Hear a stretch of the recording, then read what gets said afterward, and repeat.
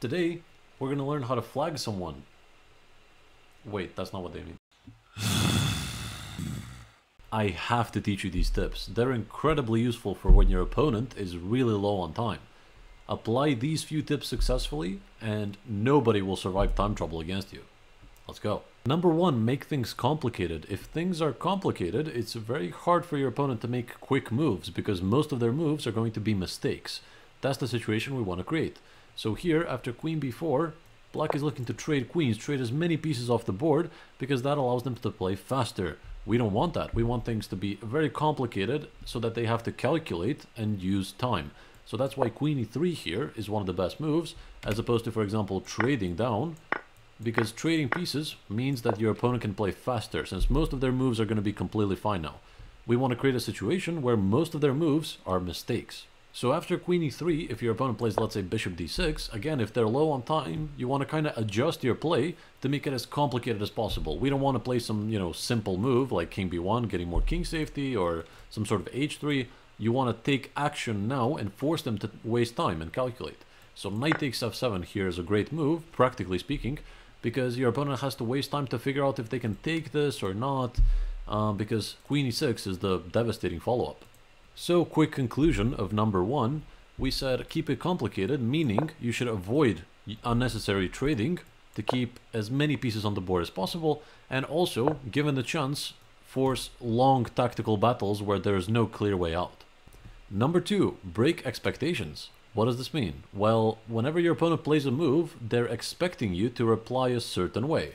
So here, rook ac8 was played with the idea of c5, and I'm sure black is expecting you to react somehow to this, whether that's queen c5 or going back with the queen, something like this. So they already probably have a move ready in response if you play queen c5. And they can play it instantly, but we want to force them to burn time. So here is where we break their expectations and play something that wasn't on their radar.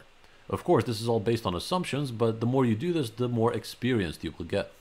So here I played knight e4, using the moment that they cannot capture my knight because of queen takes d8, and after they recapture, I recapture with a checkmate. So let's see that on the board. Here.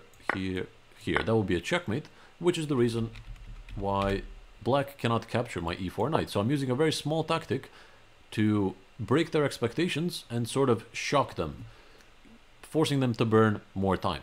Just make sure those crazy and unusual moves that shock your opponent actually make sense. I don't want you to give up pieces just to shock your opponent. So that's number two, break expectations. Essentially, it means that you shouldn't play the most logical and obvious move if you have another good choice.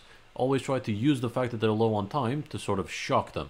And the last, third way to burn your opponent's time and increase chances of them blundering would be to pre-move whenever possible. So of course this only applies to online chess, but when you play a move, so here, bishop to h3 was played, and you can already pre-move queen takes h3. So when it comes to pre-moving, you should learn how to pre-move safely. A safe pre-move is one where you capture your own piece, because that's the only way it happens is if your piece is actually captured. Otherwise the pre-move gets cancelled. So for example, if I pre-move this, only if bishop takes h3 is played will my pre-move come through. Otherwise it will be cancelled. For example, a bad pre-move would be bishop takes g2, because you're going under the assumption that the bishop will stay here, and they will play some sort of knight e4 or something. But what if they take with a bishop, then you automatically pre-move this and, oh damn, you lost a piece. So be careful about that. When you get a lot of experience pre-moving, you can actually do more pre-moves except just capturing your own pieces. So let's say knight e4, bishop g2, king g2, queen f3 right now, and you can already pre-move queen takes knight. Why? Because you know for a fact that one of their moves is this, and whichever one they do, your next move is probably to take. So this is another case where you can safely pre-move because you know for a fact what their next move is. So most likely after a check, you can also pre-move. For more information on how to pre-move like Grandmaster Hikaru Nakamura, you can check out my video here. Congrats! Now you know what it takes to successfully punish someone for being in time trouble.